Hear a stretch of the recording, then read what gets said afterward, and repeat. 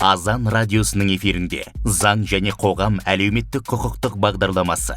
Хабарда Қазақстандағы заңдардың шығуы мен орындалуы, сондай-ақ осы саладағы жаңалықтар мен ақпараттарды тыңдармандарға жеткізіп, адамның құқы мен бостандығына қатысты маманның кеңесі айтылады. Армысыздар, қымбатты радио тыңдармандар, Азан радиосының эфирінде заң және қоғам хабары. Біз өмірде баспана немесе құнды мүлік сатып алғанда оны тіркеп рәсімдеудің не екенін білеміз, алайда кей адамдар мүлікті тіркеу, сыйға тартуда кейбір қағидаларды біле бермейді. Мысалы, қымбат мүлікті сенімхат арқылы рәсімдеу немесе меншікті құқығын тіркеуді кейінге қалдыратын жағдайлар жиі кездеседі. Ол жылдарға созылып, мүлік тіркелмей қалуы мүмкін. Бүгін хабар барысында мүлікті тіркеу, оны сыйға тарту бойынша талқылайтын боламыз. Студия қонағымен таныс болыңыздар. Атырау қалалық сотының судьясы Марал Саримова орынбасар қызы. Студиямызға қош келдіңіз. Саламатсыздар ма? Шақыртуларыңызға рахмет. Ең алғашқы тақырыбымыз енді жылжымайтын мүлікті сыйға тарту тақырыбында болғаннан соң, сол тақырып төңірегінде болады. Ақшамызды алдық, үйді саттық, осындай бір хат келіп түскен. Немесе ақшамызды беріп, үйді сатып алдық. Бірақ мемлекеттік органға барып мүлікті тіркемеген. Неге тіркемедіңіз деп сұрағанымызда, оны білген жоқпын деген өзінің жауабын айтқан болатын. Осындай жайттар сіздің тәжірибеңізде бар шығар, айтып өтсеңіз. Мұндай жағдайлар шындыққа келгенде бұрын өте жиі кездесетін. Қазіргі таңда бұлардың жоқтың қасы, өйткені қазір барлығы электрондық нұсқада жүргізіледі. Нотариустарға азаматтарымыз барған кезде олар бірден электронды түрде мәмілелерін тіркеп береді. Бірақ та егер де азаматтар осындай жағдайға тап болған кезде, кейін ол туралы дау туындап жатқан кезде, міндетті түрде сот органдарына жүгініп, өздерінің құқықтарын қалпына келтіруі тиіс. Жаңа айтып өттік қой, үйді сатып алып, немесе үйді сатқан жағдайда осы жалпы тіркелген дұрыс қой, иә? Әрине, міндетті түрде ол тіркелген дұрыс, өйткені тұрғын үй жылжымайтын мүліктің қатарына жатады. Соны азаматтарымыз білген жөн, міндетті түрде өздері ғана жүрмей, егер де заң тарабынан оларда білімі жетіспейтін болса, міндетті түрде заңгер кеңесшілерге жүгінгендері дұрыс. Олардың мәмілелерін жасақтатып, мүлкін өткізгенге дейін, соны мемлекеттік тіркеуден өткізгенге дейін, барлығы осы сатылардан өткенше мүлікті тіркеуге оларға көмектесетін, жәрдемдесетін азаматтардың қастарында болғандары дұрыс. Тағы бір хат келіп түскен. Әкесі 10 жыл бұрын қайтыс болар алдында үй сатып алған. Құжаттарын алған, ақшасын берген. Әкесі қайтыс болғаннан кейін нотариуске барса, нотариус бас тартады. Өйткені бұл үй бұрынғы иесінде. Сол себептен рәсімдей алмаймын деген жауап қайтқан. Әкесі үйді мемлекеттік органдарға тіркемеген екен. Оған не айтасыз? Осындай мәселелер болған кезде сіз қандай әрекет етер едіңіз? Бұндай жағдайлар өте жиі кездеседі. Бұл енді бүгінгі күннің бір мәселелерінің бірі.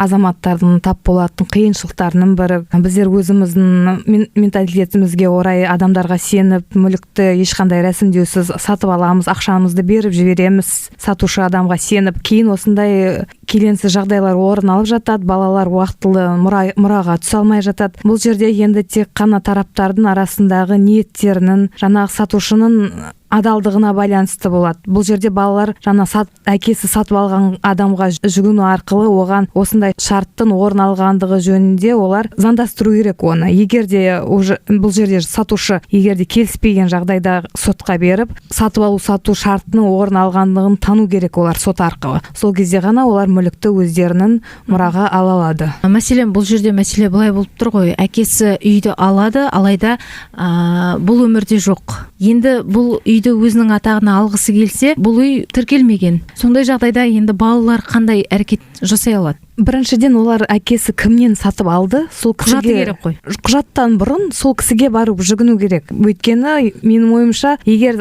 сатқан адам адал ниетпен сатқан болса, ол міндетті түрде ол мүлікті жаңағы балалар әкесін кімге сатқанын біліп отыр ол кісі. Мына балалары енді оның мұрагерлері болып табылады. Ол міндетті түрде олардың атағына аударып береді. Ал егер де ол арам пиғылды қуалайтын болса, онда ол осындай жағдайда жаңағы мүлікті балалар тек сот арқылы ғана ала алады. Сот жүзінде жеңді дегеннің өзінде бұл тараптан, яғни үйді сатып алған әкесі бұл сатып алушыдан қағаз жүзінде заңды өзінің құжаты болу керек қой. Иә, ол міндетті түрде сатып алған кезде соны дәлелдеу арқылы бұл үйді дәлелдеп шыға алады ғой заң жүзінде. Әрине, ол қолхат арқылы оған ақшасын бергендігі жөнінде растайтын қолхаты болу керек. Мүмкін бұдан басқа да құжаттары сақталуы мүмкін. Бір-бірінің арасында жазысқан хаттары болуы мүмкін. Мысалға, сен маған мен қаражатымды осындай уақытта келісілген уақытта қайтарасың, мен саған сол уақытта пәтерді сен атағына аударам деген сияқты арасында жүрген хаттары болуы мүмкін. Одан басқа тұрғын үйді оны күтіп ұстау ауыртпалықтарын балалары сол әкесі көтерген шығар, сол түбіртектер бар шығар, жаңағы тұрғын үйдің коммуналдық қызметтерін төлегендігі жөнінде. Ол да пайдаға асады, әрине. Бұл барлығы жаңағы адамдардың сол үйді сатып алу ниетімен алғандықтарын, сол үйде тұрып жатқандары және ода пайдаланып жатқаны, сатып жеке жіберген кісінің оларға сол үйді, тұрғын үйді бергені және де басқа да мүмкін куәлары да болар жатар араларында. Соның барлығы өте маңызды. Ешқайсысын жасырып қоймай, егер де қолдарында болса, сот кезінде айтулары тиіс олар.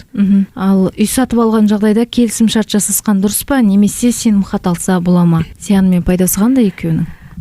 Сенім хат, енді сөздің шынына келгенде адам өміріне 1-2 рет ол максимум болуы мүмкін үй алу жағдайы, мүмкін даже ондай мәмілелерге түспеуі де мүмкін өмірінде. Сол себепті өте жаңағыдай жауаптылықпен бару керек бұл жолға, және де жаңа шартты міндетті түрде жасау. Сенім хат, келісім шарт болу тиіс. Ол мемлекеттік тіркеуден өту керек. Сенім хат оның келісім шарттың орнын ауыстыра алмайды. Сенім хат ол басқа әрекеттерге жасалуы мүмкін. Белгілі бір қызметті немесе бір белгілі бір әрекетті жасауға ғана берілуі мүмкін, алайда ол сату шарты болып табылмайды. Алайда мындай жағдайлар кездеседі ғой, сенім хат арқылы үйді алып, кейін сатушы өзінің сол үйді сатуға ойланып қалып, сенім хатын өзгертуге мүмкіндігі бар ғой. Сол себептен сенім хаттан көре келісім шарттың маңызы жоғары дейсіз ғой, заң жүзінде. Енді ең дұрысы сол келісім шарт пен сенім хаттан адам айнып қалуы мүмкін, өзі барып бас тартуы мүмкін. Ал келісім шартқа екі тарап бірдей қол қойғандықтан уже міндетті түрде нотариус екінші тарапты да шақыртады, егер де бір ақаулықтар болып жатса тараптардың арасында. Яғни үй алар алдында міндетті түрде келісім шартқа отырыңыз, тіркеліңіз, заңды түрде барлығын жасаңыз дейсіз ғой. Дұрыс. Келісім шарт жасаған кезде басқа ақша сомасы көрсетіледі. Мәселен, 10 миллионның үйі десек, 8 миллион жазылады делік, осы заңды ма? Әрине заңсыз. Бұндай жағдайға жол беретін азаматтарымыз өте қате түсінікпен көп жағдайда мына салық органдарынан қашамыз деп сондай әрекеттерге барып жатады. Бірақ та дегенмен артын ойлау керек. Өйткені ертеңгі күні дау туындайтын болса, ол 2 миллионның қайда пайда болғаны немесе қайда қалғанын ешкім дәлелдеп бере алмайды. Іс жүзінде біздер тек қана құжатта жазылған суммадан бастау аламыз. Ертең 10 миллион берген тұлға бұл жерде зардап шегіп қалады. Өйткені оған 2 миллион теңгені ешкім қайтарып бермейді. Сол себепті міндетті түрде қандай сомаға алдыңыз, қай кезде алдыңыз, қағаз жүзінде міндетті түрде нотариустың көзінше бәрі расталуы тиіс. Өте жақсы. Ал жалпы жұбайлардың ажырасқан кезінде мүліктер отбасы мүшелерінің атына жазылып қояды. Көп жағдайда кездеседі. Жас жұбайлар ажырасқан жағдайда отбасы мүшелеріне атына жазылған болып шығады. Осының алдын алуға бола ма? Бұның алдын алуға болады. Міндетті түрде алдын алу керек те. Қазіргі таңда жалпы екі некеге тұрған азамат пен азаматшаның мүліктері, олар некеге тұрғаннан кейін алынған олардың ортақ мүлкі болып табылады. Некеге дейінгілері олардың әрқайсының жеке меншігі болып табылады. Кейін егерде араларында дау туындайтын болса, осы егерде сіз айтқаныңыздай жаңа бір азамат бір жолдасының атына тіркеліп қойса, мысалға жұбайы оны сот арқылы өзінің мүлкін 50%, яғни мүліктегі өзінің бұл мүлікті ортақ меншік деп танып, соның 50%-ын өндіріп ала алады жолдасынан. Қазір бір осы жағдайға байланысты бір бізде өте қызық іс болды. Енді практикада ондайлар бар. Күйеулер арызданады, күйеулері арызданбайды. Ерлі-зайыптылардың арасында ұрыс-керіс пайда болады. Дегенмен күйеуі оны білдіртпей, әйелін алдау жолымен Атырау қаласынан басқа қалаға алып кетеді. Сол жақта сендіріп, біз ажыраспайтын болдық. Басқа баспана аламыз, мына мүлкімізді мен әке-шешеме сыйға тартайық деп, әйелін алдап жібереді. Сөйтіп әке-шешесінің атына аударып жібереді мүлікті аударғаннан кейін барып, жұбайымен ажырасатындығы жөнінде туралы айтады. Жұбай айтады, мен оған сендім, өзім мүгедек баламен тұрамын дейді. Сөйтіп өзінің арызын сотқа айтып келеді. Міндетті түрде бұндай жағдайда сыйға тарту, әкесіне сыйға тартылған шарт жарамсыз деп танылады. Өйткені ол алдау жолымен жасалды. Күйеуі бұрынғы әйелін жаңағыдай сендіріп айтқан ғой, біз мына үйді әке-шешеме берейік, өзіміз жас отбасы ретінде басқа үйді алайық, атымызда үй болмауы тиіс деп әйелін алдап кетеді. Сөйтіп қалай дәлелденіп шықты бұл ситуация? ситуацияда? Кейін ол бірден әрекетінен дәлелденді. Өйткені ол бірге тұрамыз ары қарай деді, жолдасы оған сендірді ғой. Баланы емге апарамыз деді. Ешқандай ондай жағдай әрекеттер жасаған жоқ. Керісінше некені бұзуға арыз береді сотқа. Ол мүгедек бала мен әйел адам өзі қалып қояды, оның үстіне мүліксіз алып қояды. Міндетті түрде баласын, жолдасын далада қалдырады. Әрине. Неліктен мен жұбайы арасында ажырасқанда мүліктің отбасы мүшелеріне кетуін қозғап отырмын, өйткені қазір актуальный тема, өзекті тема десек те болады. Өйткені жұбайлар ажырасқан кезде көбіне қазіргі қосылып жатқан жас жұбайлар жас болады, ата енеге көп ештеңе айта алмайды деген сияқты. Енесінің атына, мамасының, яғни жолдасының атасының атына, бауырына жазып қойып жатады. Сол жағдайлар кездеседі ғой, Әрине, осы күнге дейін кездеседі. Ол қайтадан біздің тәрбиемізге байланысты, менталитетімізге байланысты біз үлкендерге қарсы шыға алмаймыз. Дегенмен бұл жағдайда әділ болу керек. Күйеуі жұбайына, жұбайы күйеуіне, яғни бұндай егерде шын мәнісінде некеде алынған мүлік болса, ол екеуінің атына жазылу керек. Ал көп жағдайда бізде басымдылық болып кетеді, гер адамдар өздерінің атына жаздырылады. Оның жасыратын ештеңкесі жоқ. Бұл жағдайды енді мемлекет деңгейіне көтеріп, бірден егерде мүлік алынған болса, бір арнайы орган болу керек пе, егерде әке-шешесінің атына жаздырмай, уже анықтап, нақты кім алып жатыр, кімнің қаражатын алып жатыр. Егерде шын мәнісінде осы жас жұбайлардың қаражатын алып жатқан болса, онда олардың атына тіркелу керек ол мүлік, жаңағыдай ата-анасының атына емес. Ал кәмелетке толмағандардың құқығына тоқталайықшы. Мәселен, әкесі кәмелетке толмаған баласына үй сатып алып берді делге. Біраз уақыт өтеді, содан соң анасы ол үйді сатады. Баланың құқығын қалай қорғап алса болады? Бұл жағдай бізде заңмен реттелген. Біріншіден, мәселен, ажырасып кетуі де мүмкін. Иә, ажырасып кетуі мүмкін. Дегенмен, егерде мүлік кәмелетке толмаған атында болса, анасына бұл мүлікті сату үшін қорғаншы және қамқоршы органның рұқсаты керек. Рұқсатын алғанымен ол кісі мүлікті сатқан бағасынан жоғары тұрған мүлікті қайтадан сол баланың атына тіркеу керек. Немесе ол тек жағдайын жақсартатын жағдайда ғана сол мүлікті сата алады. Одан басқа қорғаншы қамқоршы органдары мүлікті сатуға рұқсат бермеуі тиіс. Сол себепті бұл жерде әрқашан бізде екі тарап болады. Сатып алушы тарапқа да мүлікті кәмелетке толмаған азаматтың мүлкі сатылып жатқан кезде сақ болу керек. Өйткені мүмкін бұл қамқор органдарының құжаты жалған болып шықса, соны болар бірге барып тексеріп, сол орган берді ма, шын мәнісінде осы баланың атына кейін ақшасы соның счетына түсе ме, соны барлығы көрсетілу керек. Өйткені ертең сол екі ортада ақшасыз, мүліксіз қалып қоймас үшін.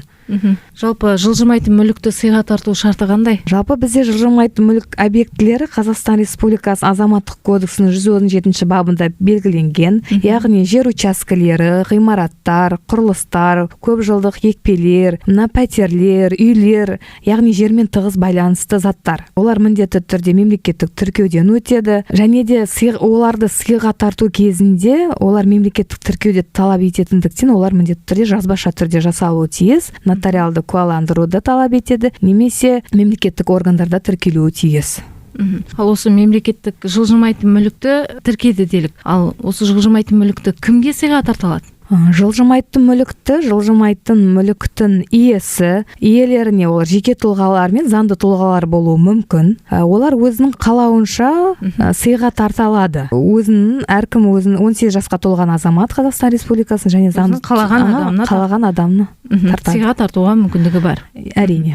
Ал сыйға алынған мүлікті сатуға бола ма? Бұған заң не дейді? Жылжымайтын мүліктің құжаттарын онлайн қалай алуға болады? Ол үшін нені білу керек? Сыйға тартуға әрине болады. Бұл жағдайда енді шарт болғандықтан тараптар өздері көздейді. Олардың өздерінің еркі, оны сыйға тарта ма, белгілі бір мерзім ол қолдану тиіс болғаннан кейін ғана барып тарта ма, сол барлығы ескертіледі. Әр ситуацияға байланысты өзінің жағдайлары болады. Олар тараптардың өздерінің келісімдері қол жеткізген. Мемлекеттік тіркеу қазір онлайн әрине, жаңағыдай нотариустар жүзеге асырады, бірақ та одан кейін құжаттарды қолға алу кезінде міндетті түрде азаматтардың барып алуы қажет. Енді олардың түпнұсқалары, техникалық құжаттары, шарттары деген сияқты олардың нұсқалары қолдарында болуы тиіс.